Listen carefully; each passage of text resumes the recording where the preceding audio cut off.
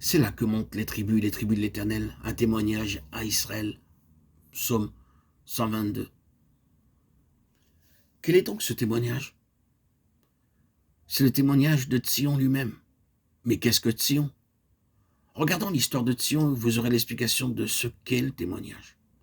En premier lieu, le témoignage est pour et procède de la souveraineté absolue du Seigneur. Et dans notre propre temps, il signifie le Seigneur Jésus. C'est là où le témoignage commence. Le témoignage découle de la souveraineté absolue du Seigneur Jésus. Sion est la ville du grand roi, psaume 48:2. David vivait dans Sion, Salomon vivait dans Sion. Considérons très brièvement son histoire. Vous vous rappelez probablement que la première mention de Jérusalem dans Genèse 14-18 était en relation avec Melchisédek qui était roi de Salem. C'est le premier nom de Jérusalem. Melchisédek était prêtre du Dieu très haut, mais il est aussi roi de Salem. La première mention de Sion, où Jérusalem est liée à la royauté en relation avec le sacerdoce. Ensuite, nous voyons que Sion était la citadelle, ou la forteresse de Jérusalem qui était entre les mains des Jébusiens. Elle fut appelée en premier lieu Jébu, le bastion des Jébusiens. Elle fut entre les mains des Jébusiens durant toute la période des juges, le règne de Saül et le règne de David à Hébron.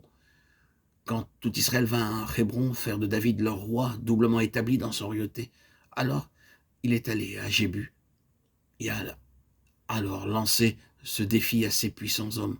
Quiconque battra le premier, les Jébusiens sera chef et prince. 1 Chroniques 11:6. Joab monta le premier, mais c'était une forteresse qui était considérée absolument inexpugnable par les Jébusiens, car ils disaient l'aveugle et le boiteux sont suffisants pour défendre tout cela. Or, ce n'est pas seulement une histoire. Il y a quelque chose dans tout cela qui renferme une immense signification et qui nous concerne, vous et moi. L'établissement du Seigneur Jésus dans la souveraineté absolue n'est pas un jeu d'enfant. Considérons-le dans son propre cas. Quelle chose immense ce fut de parvenir à l'ascendance absolue sur toutes les forces du mal. Quelle prise les forces du mal avaient sur la citadelle de l'âme de l'homme sur ce monde. Une telle emprise faisait dire à l'ennemi que sa position était inexpugnable. Et nous savons ce qu'il y a dans tout cela. Est-ce que vous n'avez jamais été battu par un ennemi fortement retranché dans une vie?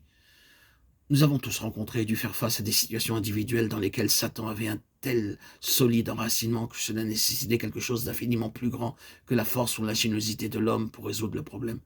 Le problème de la délivrance de cette âme, l'établissement de la seigneurie de Christ dans cette vie ou dans cet endroit-là n'était pas une petite chose. Cependant, délaissons ce qui peut seulement demeurer objectif pour l'appliquer à nous-mêmes. C'est l'aspect que nous voulons considérer maintenant. Nous pouvons chanter nos hymnes tels que couronnons-le, couronnons-le. Nous pouvons en proclamer avec force et véhémence que Jésus est Seigneur.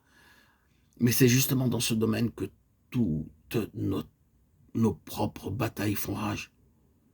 N'avez-vous jamais polémiqué avec le Seigneur dans des domaines de votre propre vie où l'issue de la controverse était la suivante?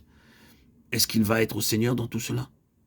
N'avez-vous jamais fait face à des situations, à des circonstances où il paraissait évident pour tout le monde que le diable avait la maîtrise de la situation, qu'il avait conquis le terrain et le fortifié, comme s'il en était Seigneur et Maître? Est-ce que nous ne sommes pas constamment confrontés à des choses comme celle-là, où il semble que le diable, et non Jésus, soit le Seigneur? Cela se présente à nous, dans notre propre vie spirituelle, comme une immense épreuve de la foi. Je pense que les expériences dans lesquelles le peuple de Sion est introduit ne sont pas les expériences ordinaires de la vie chrétienne, ni les persécutions, les tentations ordinaires et les difficultés inhérentes au fait d'être chrétien.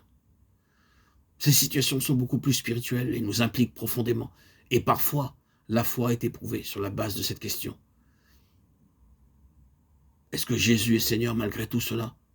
Regarde la situation, regarde aux circonstances, regarde les forces qui semblent la contrôler. Jésus est-il Seigneur? J'espère que je ne scandalise personne. Vous pouvez ne pas avoir eu cette expérience. Dans ce cas, ne soyez pas scandalisés, ne vous inquiétez pas de cela. Mais certains savent de quoi je veux parler, car ils ont été dans le tourbillon de ces épreuves spirituelles, soulevant la question de savoir si après tout le Seigneur était réellement Seigneur.